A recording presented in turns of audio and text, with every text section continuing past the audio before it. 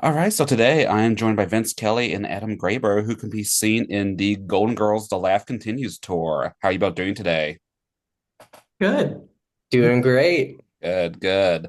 So tell me, how excited are you both for another round of touring with this show? Very excited. Um, it's good to be doing anything these days to, take your mind off of what's going on. So it'll be really fun to, get out of the house, stop sitting on my phone, doom scrolling, and get back to work. There you go, Adam. Yeah, I'm so excited. When I'm home, it's nice to recuperate and stuff. I walk dogs and Hmm, here and there. So that's a good use of my time, but I've been itching to get back and, start performing, go on the road, see the places. mhm, fantastic. So Vince, you play Blanche. What drew you to this project, and what does it mean to you to play such an iconic character?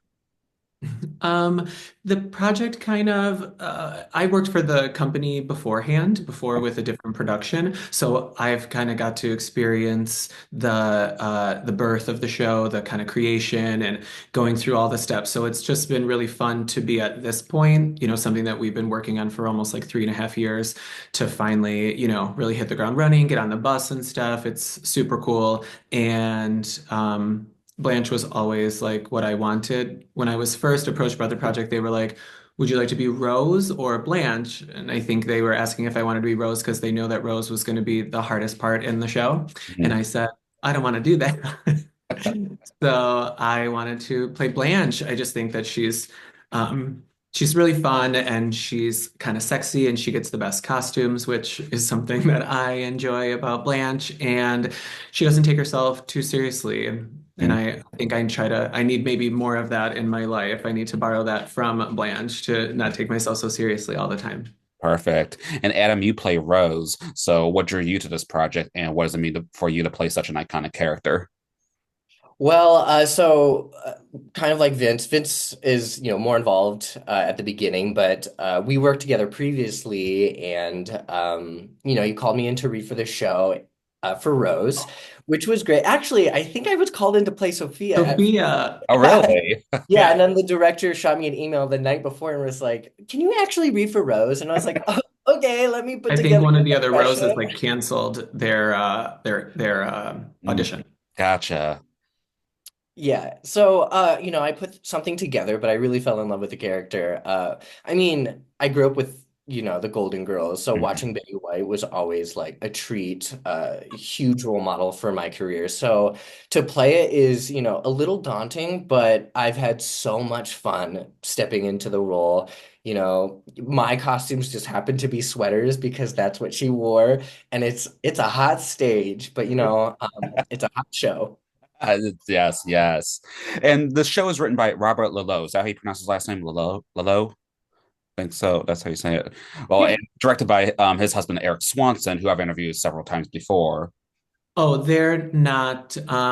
Eric's husband's name is Adam Milstein, and he's a nurse and a lovely man. But Shit, I'm so sorry. I'm getting my it's okay. stuff. Eric and Robert Oh my have God. I'm so sorry about collaborated. that. Yeah. Totally Okay. fine. No, Eric and Robert collaborated on a lot of Eric's work Yes. beforehand. So I'm sure there were times where they thought they were in a marriage. Probably the way Eric talked about Robert, it sounded like they were in a marriage. So I apologize for about that, but because I have interviewed Eric several times before, and he's always talked about Robert. So yeah, again, my apologies. But Oh, fine.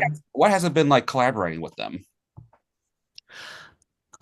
Really fun. I mean, I've known Eric for a long time. That's kind of how I started with the Mm, company was through Eric and another production. And something that like Eric brings that the producers really support is like the idea of controlled freedom. So, while we have the script, the pages that's written down on the page, we have been graciously given the opportunity to really operate inside of the world that was created and just like have a good time. And it makes the show really fun and fresh for us. I mean, I know I've toured with other shows in the past, and if you say and instead of or, they're like, well, we're gonna have to fine you $25 and like you get in trouble when you change things up. But we are really asked to do that and make the show really special. So it's fun for us because we get to keep it fresh, but then the audience, it's watching like a taping of SNL or something where like we're trying to make each other crack up, we're breaking up on stage, we're making the show very hyper focused to where we are. So that's something that we really enjoy doing. Like when we go to a new city, we get to experience a city. We'll go to lunch, we'll go shopping, we'll be around the town to kind of see what's going on, and then we'll carry that into the show that night. And then the audience is like, "Oh my God, is this show about us?" Hmm. So it's like fun. Awesome. Very nice. Has it been at all difficult getting the right balance of tribute and originality with this production? I mean, I think that, I mean, it was challenging at first, but I think we've leaned into it so hard. I mean, we've been doing this for over 2 years. Yeah. And so being able to perfect these impressions so that people can lock in immediately as soon as the curtain goes up, you hear the music, you hear Sophia, you hear Dorothy, you hear Blanche, and then you hear me. And I think that's what really sets the tone for the show as far as like, oh, this is a tribute, but this is theater, this is a live show. So Mhm. we do get these liberties, and I think it attaches itself to a brand of comedy that I think people are wanting to see. Yeah. Yeah. I think it is a little daunting because it's so beloved and the show has such a following and people identify with these characters. You know, it's not like just your average IP. It has a Mhm. lot of heart and soul and connection into it. So I like to say that we are like very serious with how ridiculous we are. If we didn't go in with like the set looking perfect and the costumes and the wigs and the voices, if everything wasn't just so, we would never be able to get away with saying the absolutely ridiculous stuff that comes out of our mouths. So like Yeah. we work really hard so that we can inevitably have fun. Okay, perfect. Love it. And Vince, how are you bringing your own spin to the role of Blanche while staying true to Rue McClanahan's portrayal? And also with this version of Blanche, she's the co-founder of a senior sex app called CreakN. That's true. Yeah. So, That's true. how are you bringing your spin into this? Um, I think more than maybe anybody else, and Adam, you can attest to this or not. I break the fourth wall, Okay. as people say, the most. So I take it upon myself to make sure that the audience knows that like this is a show. This isn't like a sit and clap. Like this isn't a ballet. This isn't the opera. Like we want them to interact with the show. We want them to laugh. We want them to have a good time. And I do that by bringing them into the show using my own voice within like the first 2 seconds of the show. Dorothy makes a joke about me, giving a blowjob, and I look at the audience and I'm like, uh-huh, yep, that's true. So like, we really, I like to, I mean, I think that's the most genuine way that I can bring myself is that I straight up Vince sometimes is just talking to the audience to make sure that we're locked in together. Definitely. And Adam with Rose, she is known for her charming naivete, and this version of Rose is a tech entrepreneur. So, Mhm. how are you approaching this character? I think I can relate to the character on a spiritual level. My personality is not that different, I think. So it doesn't make it incredibly hard to play other than trying to get that accent down. Hmm. But uh, there's a lot of physical comedy involved with the character, and I think that's what I have curated over my like entire theater career is getting to play very physical characters and bringing that to Rose, I think has sort of amplified this sort of ridiculousness, even though, she is this tech producer, but that's where the comedy is, the irony of, this character who is so naive. But I was a valedictorian in my class of 42. I'm And sorry, wait. I'm so sorry. What? yes, I was You were the valedictorian. valedictorian? What were you homeschooled? Well, I said it was a class of 42. So, yeah, so like I have this I know what I know, you know? Hmm. You know what you know, and that's all that matters. For sure, And for sure. I would hope there would be some Saint Olaf stories in this show as well. Oh, as so quick. Okay, so Yeah. which one's your favorite? As St. Olaf's story?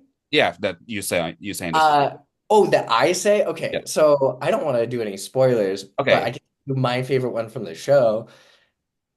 Mine from the TV series is the one where she does the herring circus one where Betty White Okay. goes completely off script. Mhm. And it's making Rue and B just crack up. And Hmm. I think that is the kind of spirit that we bring to the show. So, that's kind of the line that we read. Love it. Love it. Well, what do you both ultimately hope audiences take away from Golden Girls? The laugh continues. I hope that they get a chance to like reconnect with their favorite show. You know, our script is all original, even though we like to take like all the flavor and the formulas from the actual show, we put it into 2025. So even if you've seen every episode, you've never seen this episode, so it's like a lost, forgotten episode. So I like that, and we have this great opportunity where we get to do a meet and greet on stage after the show. If that's part of like your ticket package that you want, you get to like come on the Golden Girls set, be like with us and everything, and get your picture taken. And it's really great because so often we hear like, this was me and my mom's show, and my mom's not here anymore, but she was here tonight because like I got to experience the show and these characters again in like a new fun way. And I think that's really lovely. I was introduced to the show by my grandmother, who's like not here anymore. So it's really fun to be able to like every night, like kind of think about what she would think of the show and which I actually is actually really scary. But I think that she would love that, this is part of like what I'm doing now. Definitely.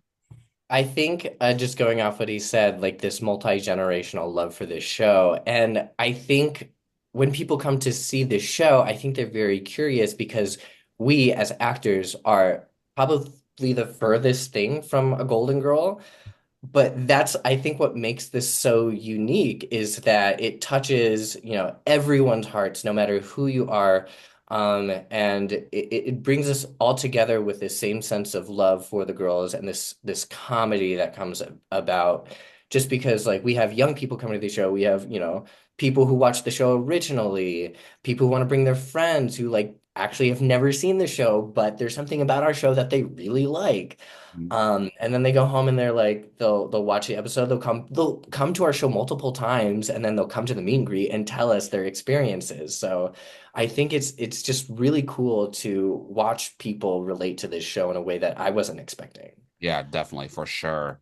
And the Golden Girls was also groundbreaking for LGBTQ plus representation during its time. How Absolutely.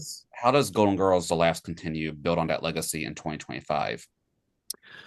I mean, I think that we wear it with like the utmost pride. Adam and I also have the privilege of running the show's social media. So we get to be on the front line of what the general public has to say. And one of the comments that is always super fun to react to is the girls would be rolling over in their graves and the act what how disrespectful and the actresses would be so upset and stuff like that. And thankfully for us, there is just a treasure trove of information and articles about how each four of these women personally, professionally, everything about them was so supportive of our community.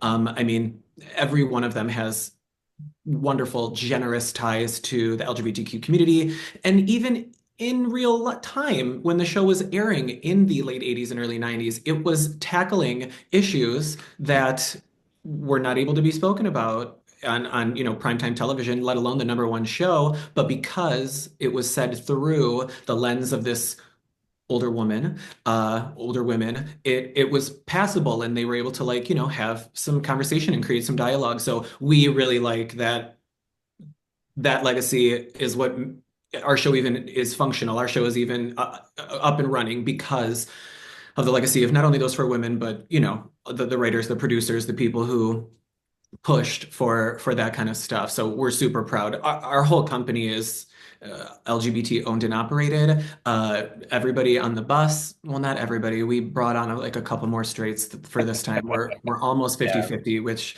that we're DEI. gonna have to deal with it, Adam. I don't know what we're gonna do. We're just gonna have to deal with it. But it's very important to us. Fantastic. Well, Vince, what is your absolute favorite Golden Girls episode? My absolute favorite Golden Girls episode is Journey to the Center of Attention. And that is an episode where Blanche takes Dorothy to the Rusty Anchor because Dorothy was kind of feeling low on herself. And it was an episode where the producers allowed B. Arthur to sing Yeah. as a little, homage to her illustrious Broadway career. And all the attention of all the gentlemen in the bar goes to Dorothy and Blanche's, this is like in the sixth season or something. So like you've really never seen Blanche at a loss for being able to like get the attention of a man. So I think it's great because Rue McClanahan gets some physical comedy, which she rarely got in the show. She's flying off a piano. She's like doing everything. But then you get to see the other side of her. You get to see, her kind of down on her luck. And then Dorothy does this great speech in the bathroom where she says, this is how I feel all the time because you are like the most beautiful all the time, blah, blah, blah. And it's like this real fun sense of humanity and like playing against the character that you think you know. So I Mhm. really like that. And fun fact, we just did the show here in Detroit.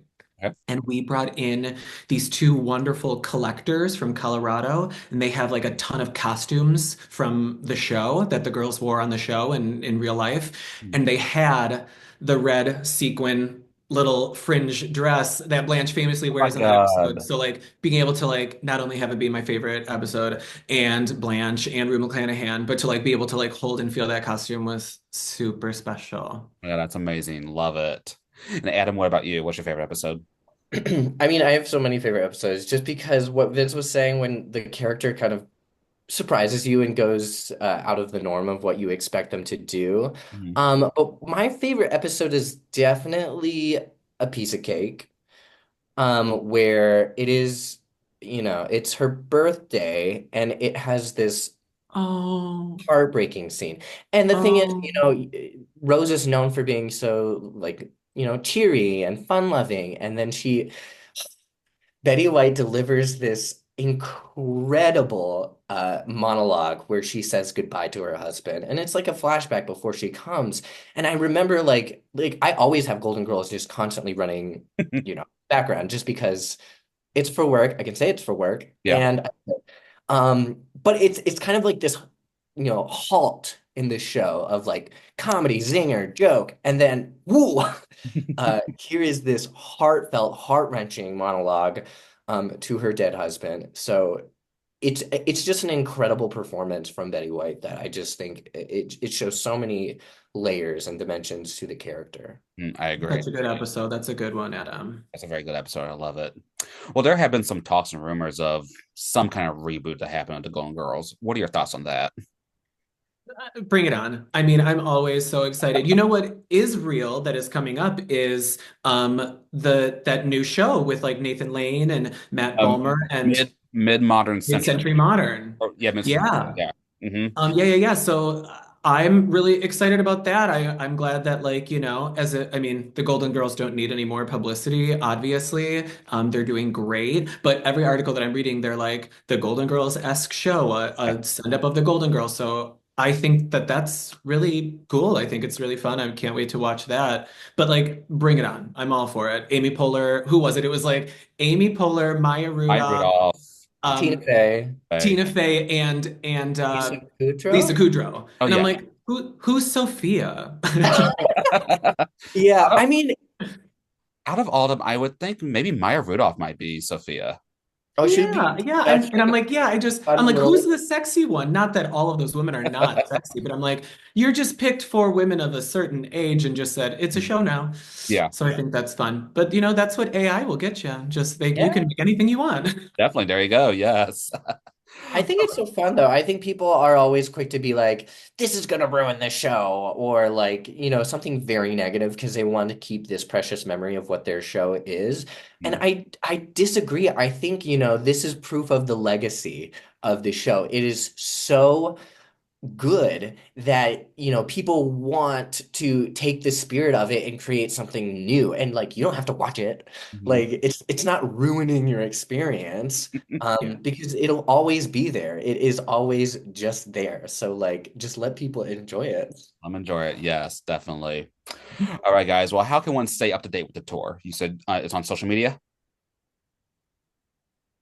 Adam, hit him with the channels. And where Yes. can you find us? Where can the people find you, Adam? Yes. So you can find us, all of our tours and dates and tickets. Info are on our website, goldengirlstour.com, or you can follow us on Instagram, Golden Girls Tour. And I believe that's the same handle we have on TikTok. Okay. TikTok's where we really let our hair down. So if you Okay. really want to see the Golden Girls in some situations that you never thought you'd see them, please tune into our TikTok because we are so stupid. Stupid is the best. We love it. Yeah. And when does this leg of the tour start? Next month in March? Yeah, we head out, I think, believe March 17th is Okay. our first city in Tyson's, Virginia. And then we keep going, and then we're gonna go to Canada again, which we're Nice. very excited about. We just announced a little summer residency in Ontario. We love Canada so much. They're really wonderful, and they love the Golden Girls. So That's awesome.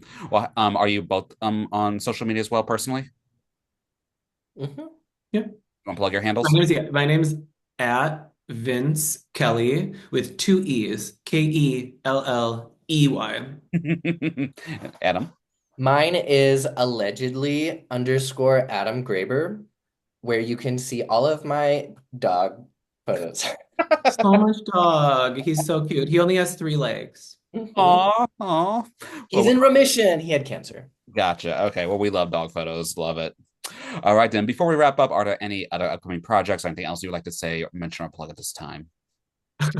Adam, could you imagine if we had an additional project? That's why I walk dogs at home. Oh, that's very sweet. No, not really. This is our life. So please support us because we have to continue. We have to eat. I have a bit of a clothes problem. So I need all the support I can get. All the support. All right, fantastic.